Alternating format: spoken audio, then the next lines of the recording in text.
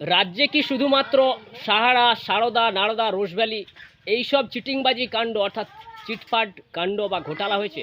কিন্তু না, এই রাজ্যে শয়ে শয়ে শয়ে শয়ে বিভিন্ন কোম্পানি প্রতারণার জাল বিছিয়েছিল তারা। এবং এই মুহূর্তে একজন কাকিমার কাছে তার হাতে দেখুন amps greenery developers limited, amps greenery developers limited, অর্থাৎ এটিও কিন্তু একটি চিটফান্ড কোম্পানি ছিল, যা এখনও পর্যন্ত মানুষকে অর্থাৎ বিনিয়োগকারীদের টাকা কিন্তু ফেরত দেয় না।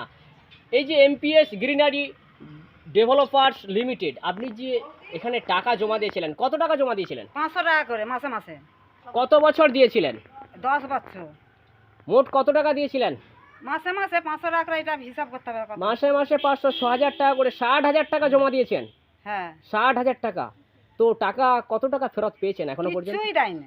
গরিব মানুষ না খেয়ে না দেয়, এটা দিতেই হবে করেছি, দিচ্ছে না তো তারা। তাহলে এই যে একাধিক পলিসি সংস্থা বা যে বিনিয়োগকারী যে সমস্ত সংস্থাগুলি আসছে সেখানে টাকা জমা দিচ্ছে এই রাজ্যের মানুষ, আপনিও দিয়েছেন।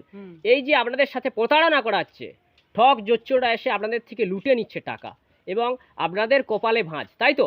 তাহলে রাজ্যের মানুষকে কি বার্তা দেবেন যে কোনো রকমের কোনো পলিসি এজেন্টের কাছে আপনারা কি টাকা বিনিয়োগ করবেন, নাকি কোথাও এইভাবে কোনো পলিসি চক্রের ফাঁদে পড়া উচিত নয়? কি মনে হচ্ছে? না না, আমাদের উচিত নাই তো।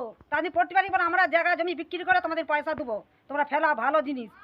তো এখন দেখছি গরিব মানুষ ফেলে দিতে ভুল করেছি তো আমরা। তো বলো। তো দর্শক, আমরা এটুকুই বলবো, যে কোনো পলিসি আসুক না কেন, আপনারা জানেন যে সাহারা, সারদা, নারদা, রোজভ্যালি বিভিন্ন চিটফান্ড ঘোটালা ঘটে গেছে। তার বাইরেও যেগুলো কিন্তু মেনস্ট্রিম মিডিয়ার নজর পড়ে না, আমরা সেগুলোই তুলে ধরার চেষ্টা করছি।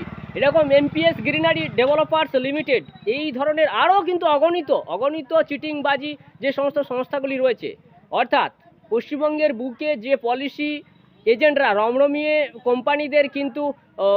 কোম্পানিদেরকে লাভবান করার জন্য সাধারণ মানুষের থেকে টাকা তুলছে বাজার থেকে, তার থেকে সাবধান হয়ে যান। কোনো রকমের পলিসি চক্রে বা পলিসি সংস্থায় কিন্তু একটা টাকাও বিনিয়োগ করবেন না, তাহলে কিন্তু আপনার কিন্তু কপালে ভাঁজ পড়বে, একটা টাকা কিন্তু রিটার্ন আসবে না।